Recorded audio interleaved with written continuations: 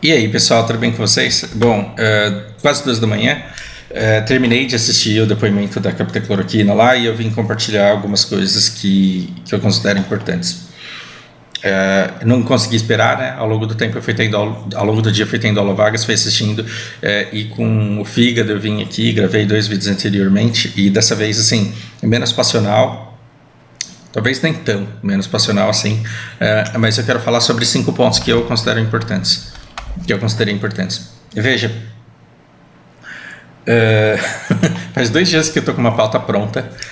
Eu vou vir aqui com um vídeo falando de celebridades. A gente vai falar do Biafra, do Yuji PlayStation, da Leila Lopes do Legião, Augusto Nunes e Alexandre Garcia.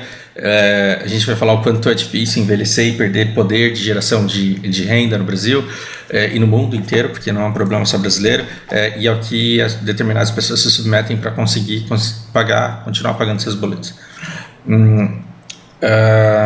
E que isso muitas vezes passa por você, por exemplo, vender a sua imagem. Por que eu estou tentando fazer esse vídeo há 2 dias e acabo não fazendo? Porque outras coisas vão aparecendo e eu começo a me desesperar e precisar falar. O depoimento da captecloroquina ele foi bastante intenso. Tem outros pontos que eu gostaria de falar também, mas 5 pontos tirados da parte posterior às aulas. Enquanto eu estava dando aula, eu fui assistindo, esqueci de fazer anotações.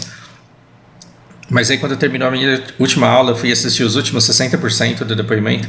E aí aqui eu tô com 5 pontos que eu considero importantes. Por quê? Porque foram 5 momentos em que a sua inteligência e a minha inteligência, a inteligência do povo brasileiro foi desrespeitada, e eu quero conversar com vocês aqui a respeito disso.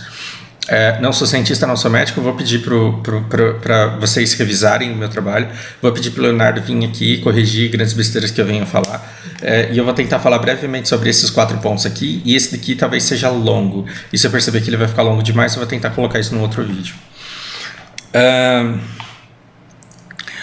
Diferente do Fábio, que estava se borrando nas calças, do Pazuello, que é meio burrinho, e do Queiroga, que é tão burrinho quanto, hoje a gente lidou com uma pessoa bastante inteligente, uma pessoa bastante articulada. E o problema de uma pessoa bastante inteligente e bastante articulada é que ela cresce em cima de pessoas que não sabem fazer perguntas. E os nossos senadores, está cada vez mais claro que eles não são preparados, eles não têm conhecimento técnico, eles não têm competência para fazerem boas perguntas, salvo 2 ou 3 pessoas ali, 2 ou 3 senadores ali.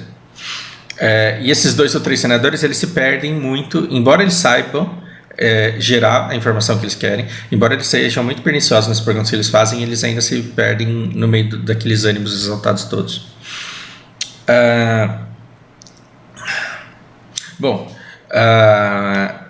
Vamos falar de algumas coisas técnicas que estão sendo usadas contra vocês, não é de hoje, desde o começo da CPI, várias coisas que estão sendo ditas contra vocês e que desrespeitam a inteligência e que fazem, assim, que fazem parecer científico uma coisa que não é. Tá? Então, primeiramente, vamos começar por esse daqui. Eu vou jogar esse daqui para cima, e resultado em 5 dias, porque eu acho que esse é o mais gritante. Eu vou começar repetindo uma história que eu sei que tem no meu canal, não lembro em que vídeo, não lembro em que época, mas eu tenho certeza absoluta que eu já fiz vídeo sobre isso, sobre o efeito placebo daquela árvore na Malásia. Do efeito da fé, o efeito do placebo. Com certeza tem. E aí, aproveitando que eu estava coletando aqui, olha o tamanho dessa árvore aqui, né? Então tá, vamos começar a história. Deu uma grande seca lá nesse país que eu tenho quase certeza que é a Malásia, e eu estou falando de uma história dos anos 90, então não exijam muita precisão da minha parte. Deu uma baita de uma seca numa região que era muito parecida com essa, vegetação, árvores, animais e tudo mais, só que ficou muito tempo sem chover lá. Os animais fugiram e foram embora ou morreram de sede. A vegetação, ela morreu. Então, essa grama toda que vocês estão vendo, esses martinhos, essas ervas, virou tudo um deserto, como se fosse grão-bazar ali. E essas árvores menores aqui, elas todas desapareceram. E sobrou só uma árvore grande, uma árvore gigantesca, uma árvore pen, que você olha para cima, você tem até dificuldade de saber, né, lá onde ela está. O que aconteceu com essa árvore? Ela começou a atrair a curiosidade das pessoas. Hoje sabe-se que essa árvore ela era tão grande e as raízes dela se estendiam por tanto espaço que elas sugavam toda a água. Então elas competiam em sucção. com toda essa vegetação, com todas essas outras árvores. As raízes delas iam muito para baixo, eram muito profundas. Então o matinho ele não tem raiz profunda, a superfície já está toda seca, e essa árvore foi a única que, chegando mais fundo, conseguiu tirar mais a umidade do solo. E foi assim que ela sobreviveu. Mas o pessoal que morava em torno dela não sabia disso, né? Eles só ficavam intrigados, porque assim, tinha grama, sumiu, tinha animal, sumiu, tinha árvore pequena, sumiu, tinha árvore grande, sumiu também, só ficou uma, só sobrou uma nessa região inteira. E aí começaram a falar, talvez essa árvore seja a matriarca daqui, talvez seja uma árvore divina, talvez seja uma árvore sagrada. Como se não bastasse, um belo dia, fazendo dança de chuva, pedindo pelo amor de Deus para chover, pedindo cura para as doenças que estavam vindo disso, começou a cair umas gotas de água de cima da árvore. E eles olhavam para cima e não viam nada, a árvore alta pra cacete, o sol em cima da árvore lá, não dava para você saber o que estava acontecendo, começou a cair líquido. E assim, se essa árvore é divina, se ela é sagrada, se ela é a única que sobreviveu e ainda está caindo água, talvez essa água seja gotas, assim, talvez ela seja uma mensagem para alguma coisa. E as pessoas pegaram essas gotas e começaram a passar nas crianças que estavam doentes. E aí o que acontecia? Algumas crianças se curavam. Aí pronto, aí consolidou a imagem da árvore de divina e as suas gotas de milagrosas, curadoras. Na década de 90, ninguém tinha smartphone, ninguém conseguia dar zoom assim, lá nesse país. E aí vem um japonês, um repórter com, né, sabe aquela cara de japonês, com aquela câmera com uma alça assim no pescoço e umas lentes assim do tamanho dele? Ele foi lá e deu um zoom lá em cima. E ele começou a tirar um monte de foto. E as cigarras estavam em época de reprodução, não tinham árvore nenhuma para pousar, e ali naquela árvore solitária foi o único lugar que elas arrumaram para se reproduzir. Estavam lá em cima transando e mijando, e o que caía era urina de cigarro. E aí primeiro ele mostrou para todo mundo, ele falou, não, esse líquido que cai, ele não é de Deus, ele é das cigarras que estão transando ali em cima. E aí o pessoal falou, não, você não está entendendo, pode até ser urina de cigarro, mas essa urina de cigarro é sagrada. É sagrada, é de Deus, foi Deus que mandou essa cigarra para mijar aqui. Por quê? Porque eu dei isso pro meu filho. Eu peguei com o dedo, coloquei na boca do meu filho, ele estava doente e ele curou, ele sarou. Esse é o efeito placebo. A capitã cloroquina, ela falou assim, temos resultados comprovados que o tratamento ele dá resultado em até 5 dias.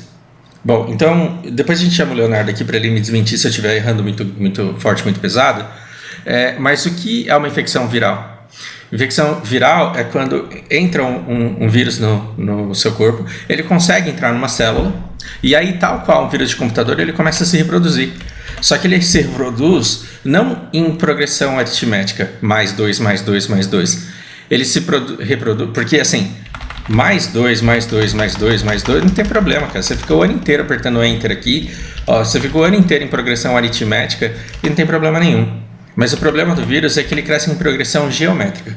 2 vira 4, tudo bem. Depois vira 8, tudo bem. 16. E aí o negócio começa a acelerar. 256, 512, parece tamanho de HD isso aqui, não parece? Parece tamanho de memória. 4 GB, 8 GB, 16 GB, 32 GB, 64, 128. Cara, bateu 1 tera. E o negócio ele começa a crescer e você não segura mais. Os vírus eles começam a se multiplicar numa velocidade absurda. Bom, aí você vem me dizer que que você dá um remédio lá para a criança. Só que lá na Malásia, no primeiro dia talvez tenham levado a criança num hospital, e no segundo, um outro médico. No terceiro, talvez tenham tentado um outro médico, porque não estava funcionando. No quarto, levaram na árvore, pegaram aquele líquido que estava caindo e colocaram na boca da criança. No quinto, a criança acordou feliz e saltitante. Por quê? Porque a grande maioria das infecções virais, elas curam em cerca de 5 dias de sintoma. Porque primeiro o vírus entra, ele se multiplica, aí o corpo identifica aquilo e reage àquilo. Aí, para segurar o vírus, o que ele começa a fazer? Ele começa a gerar anticorpos, pesquisem isso, e ele começa para defender o corpo da febre, da diarreia, das sintomas que vão fazer com que o corpo ele se proteja, para que a criança não fique pulando o tempo inteiro, para que ela descanse, tenha repouso, para que a produção de anticorpos ela seja maior do que a produção de vírus. Lembra daquele exemplo do carrinho que eu dei no vídeo anterior lá? O corpo ele começa a produzir anticorpos também correndo às pressas, em PG. Para quê? Para dar conta desse monte de vírus. E aí cada anticorpo vai lá, faz o seu trabalho heróico de lutar com o vírus, aí esse número ele começa a diminuir. E aí ele começa a diminuir também em PG, né? Aí esse número ele começa a diminuir em PG. No 5º dia a criança ela tá saltitante já. Eu sou filho de... Eu cresci brincando em hospital. A coisa que eu mais via era uma paciente chegar xingando o médico. Por quê? Porque 2 dias antes dele deu um remédio que não funcionava. Aí chega pro meu pai e fala, não, eu quero um remédio melhor que esse. Aí ele passa um igual. Por quê? Porque a criança tá com virose. Aí o que a pessoa faz? Ela volta para casa, aí 1 dia depois, 2 dias depois, a criança já tá bem. Aí ela volta no hospital e fala, olha, o senhor que é um médico de verdade, viu? Porque aquele outro lá me passou um remédio que não funcionou.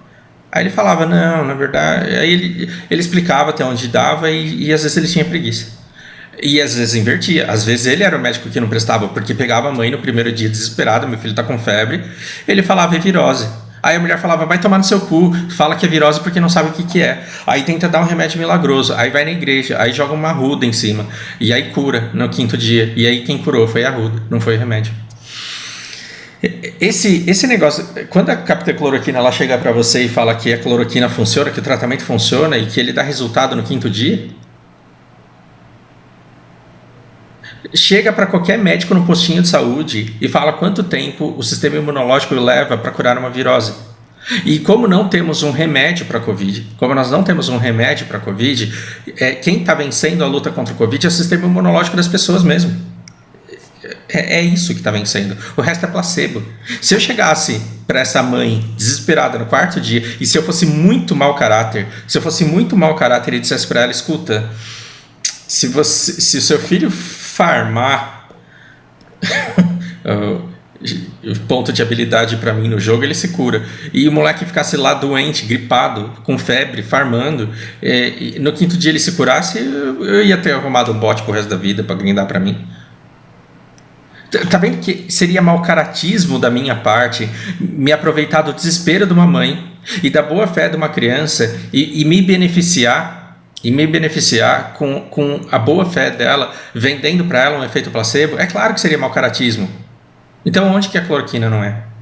Ah, mas Fausto, você tem que ver que a fé da pessoa ela pode ajudar, porra. Mas aí a gente está falando de um tratamento precoce que envolveu uma série de coisas que incluíam você não se preocupar em ter um afastamento social e a segurança e a convicção de que esse remédio sempre funcionaria com você desde que você começasse a tomar cedo o suficiente. E essa é a grande mentira. Então, quando a captecloroquina ela vai na CPI e ela repete toda essa história, ela está te chamando de burro de novo, depois de tanto ter te dito isso. Mas aí ela fala, não, mas a minha fé é só nas vacinas, mas esse remédio aqui, enfim. Aí vem o segundo absurdo. O segundo absurdo é o sucesso in vitro. Ela fala assim, está provado que o tratamento funciona, nós temos documentos, nós temos provas de testes realizados com sucesso in vitro. Então, vamos fazer uma brincadeira aqui, vamos falar não in vitro, mas em pires, e aí depois, de novo, vocês me corrigem caso sejam médicos, ou biólogos ou cientistas, e o Leonardo também eu vou depois chamar para ver se ele acha alguma grande besteira dita. Vamos trabalhar não com vírus, mas com pires, com aquelas lâminas de vidro assim, de laboratório, um tubinho de ensaio, ou um pires qualquer. E vamos pegar uma pinça e vamos tirar um tecido celular nosso. Tecido é plural de célula. Você pega uma célula, coloca do lado da outra, você forma um tecido. Vamos pegar um pedaço de um tecido celular, um pedaço de pele, um pedaço de fígado, um pedaço de pulmão e vamos colocar nesses pires. Você pega uma pinça tão pequena, mas tão pequena, que você vai lá, pega um tecido e você joga o vírus ali dentro da célula e ele começa a infectar esse tecido, ele começa a se espalhar. Aí você fala, Fausto, se vira, pensa em 5 coisas para matar esses bichos aí. Eu quero que você mate os vírus. Aí eu penso, primeiro, sei lá, diabo verde, que é uma soda cáustica. Então eu vou tacar diabo verde no negócio. Depois eu vou tacar, sei lá, Coca-Cola. E vou jogar... Vou tacar fogo. Coca-Cola com mentos. Que mais que eu coloco aqui? Não sei, eu vou... uma aspirina, pra ver.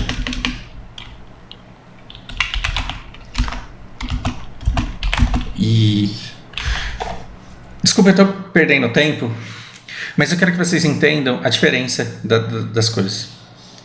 Nesse daqui eu vou peidar em cima. Em cima da célula. Tô fazendo um teste, sou cientista. No primeiro vai ter um tecido ali com um vírus para eu matar. Eu vou tacar diabo verde. Quem que eu vou matar? O vírus e a célula, certo? Eu vou matar não só o vírus, mas eu vou matar a célula também. No segundo eu vou tacar Coca-Cola Alimentos. Não sei o que vai acontecer.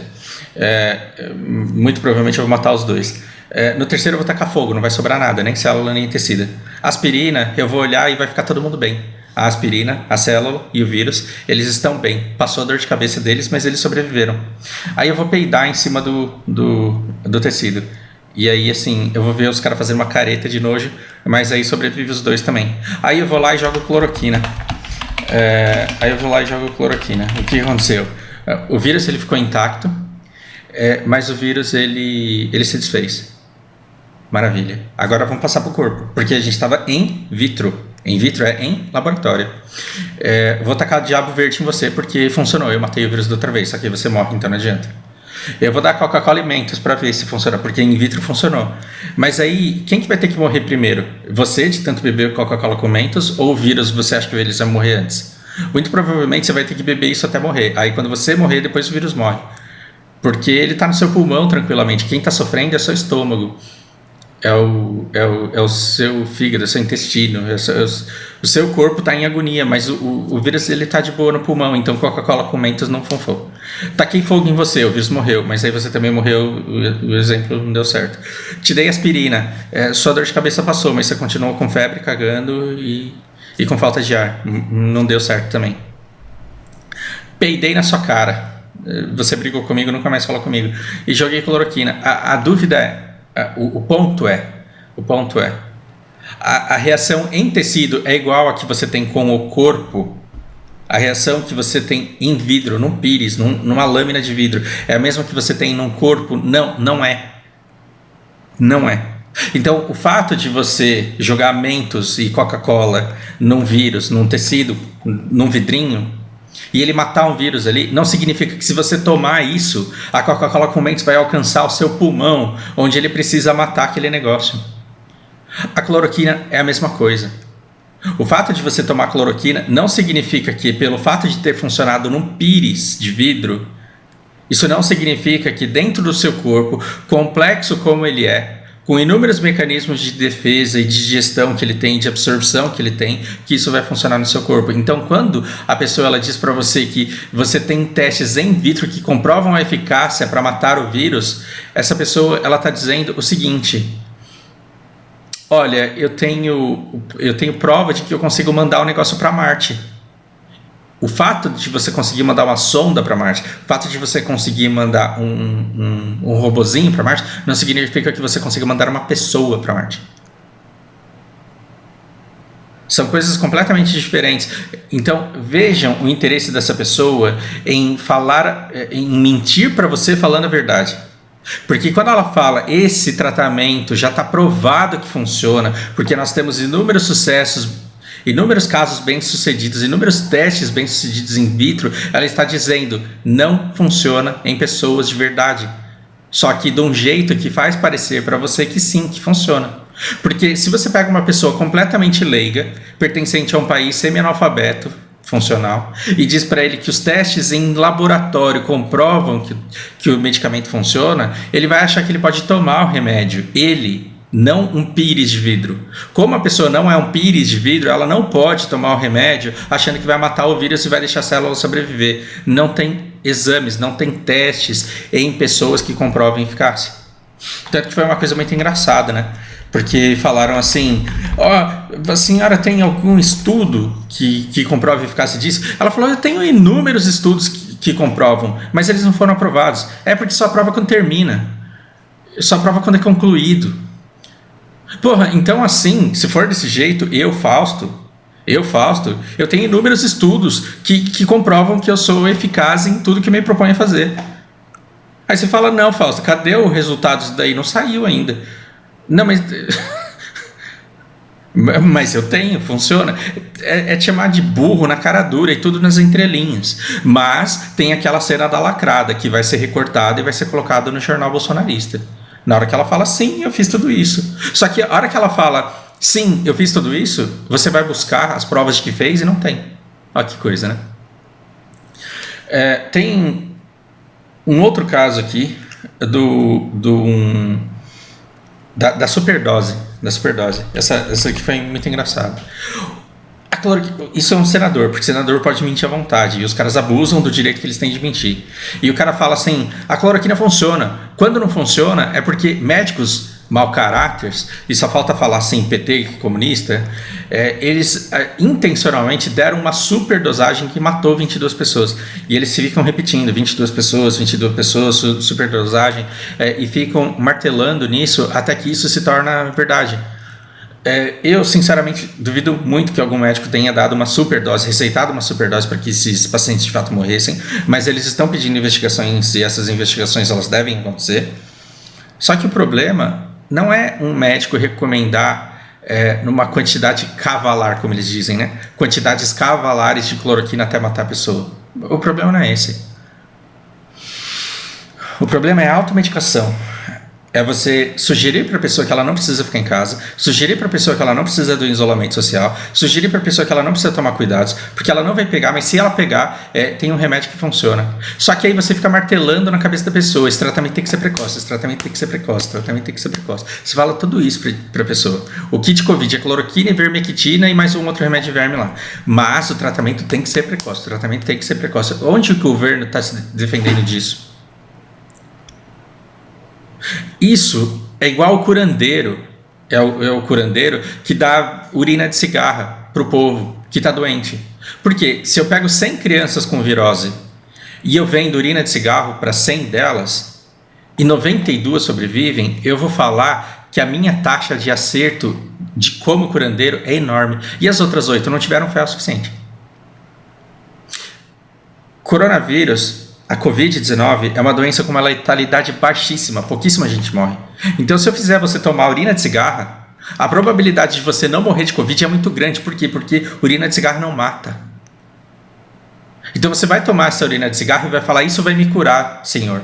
E aí você vai ficar tomando aquilo e esperando. A probabilidade de seu corpo se curar em 5 dias depois de aparecerem os sintomas é muito grande. E aí o que você vai acontecer? E o que você vai fazer? Você vai vir e vai me agradecer. Obrigado, a urina de cigarro que você me deu me salvou. Isso é de um mau caratismo sem tamanho. Isso é de uma falta de vergonha e de uma desumanidade sem tamanho. Perceba isso. Se você fosse dar um placebo para a pessoa para ter o efeito benéfico do placebo, então você deveria, no mínimo, não fazer com que ela deixasse de tomar as devidas precauções que ela precisa tomar. Os devidos cuidados que ela precisa tomar. Usar como placebo um determinado remédio não deveria fazer com que você colocasse na cabeça da pessoa para se proteger desse pequeno percentual. Não tem essa coisa de 92 fui eu que curei, 8% não teve fé. Covid tá ali com uma letalidade em torno de 1 a 3%. Quando eu receito cloroquina, eu acerto em 97%, 99%. E o 1%? Qual é a desculpa? É falta de fé? Não posso falar que é falta de fé. Então eu vou falar assim, então é porque o cara demorou para começar a tomar. Esse tratamento precoce só existe para justificar o 1, 2, 3% que morre. A única razão de existir a palavra tratamento precoce é porque eu preciso de uma desculpa para aqueles que venham a falecer mesmo assim. Então eu consegui salvar 98% das pessoas. E os outros 2 que eu não consegui salvar é porque não tomaram remédio cedo o suficiente. Só que quando você chega para a população e fala que ela não tomou remédio cedo o suficiente, por isso que ela morreu, o brasileiro vai começar a tomar ivermectina todo dia, vai começar a tomar cloroquina todo dia. E pior, ela vai tomar 2 remédios e vai sair sem máscara, vai cantar, vai beijar, vai gritar, vai cuspir na cara do outro. Por quê? Porque acha que com aquele remédio ela está protegida. Por quê? Porque colocaram na cabeça dela que aquele remédio funciona. É desse jeito que você mata 450 mil pessoas. Pelo menos um bom percentual delas.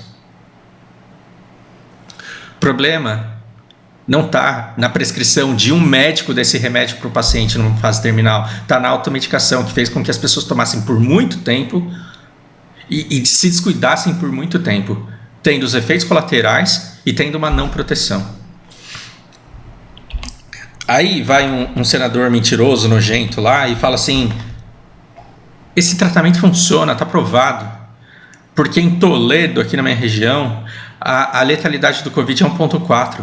Vai olhar São Paulo, lá onde não tem, é 3,4. Vai olhar no Rio de Janeiro, onde não tem, é 5,9. Então está mais do que provado que o tratamento precoce funciona.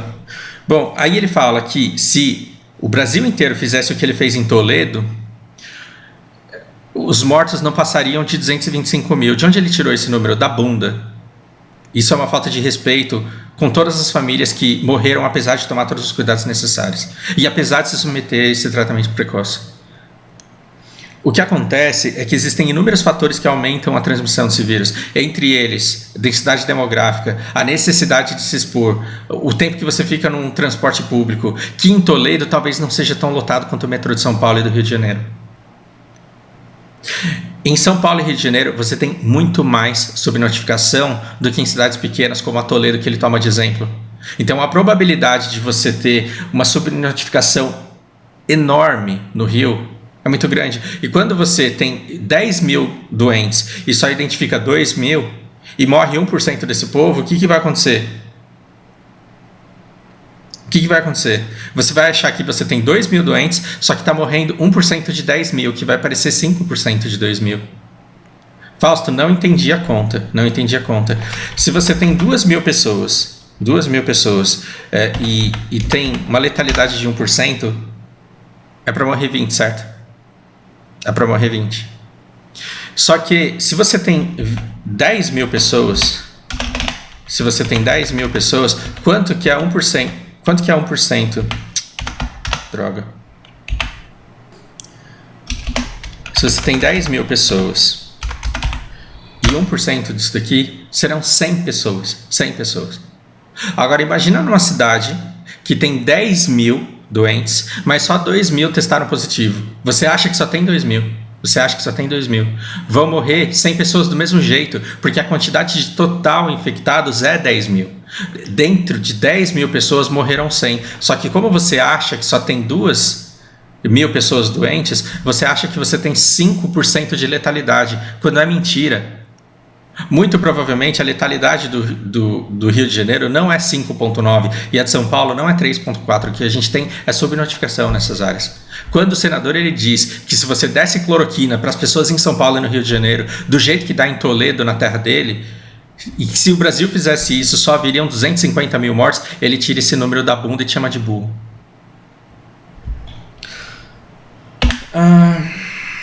E aí a gente vai entrar na parte das revistas científicas. E eu acho que essa parte eu vou chamar o Leonardo de verdade para fazer comigo, porque afinal de contas eu já tenho praticamente meia hora de vídeo e esse assunto aqui leva pelo menos mais meia hora para terminar. Por hora é isso, compartilhe a indignação comigo. Interessem-se por isso. Toda vez que você diz que você não se importa com a forma como a nossa saúde é conduzida, você se conforma em ser conduzido por quem se interessa em conduzir do jeito que quer. É por isso que a gente está fodido do jeito que está. Pense sobre isso. Por hora é isso. Um grande abraço.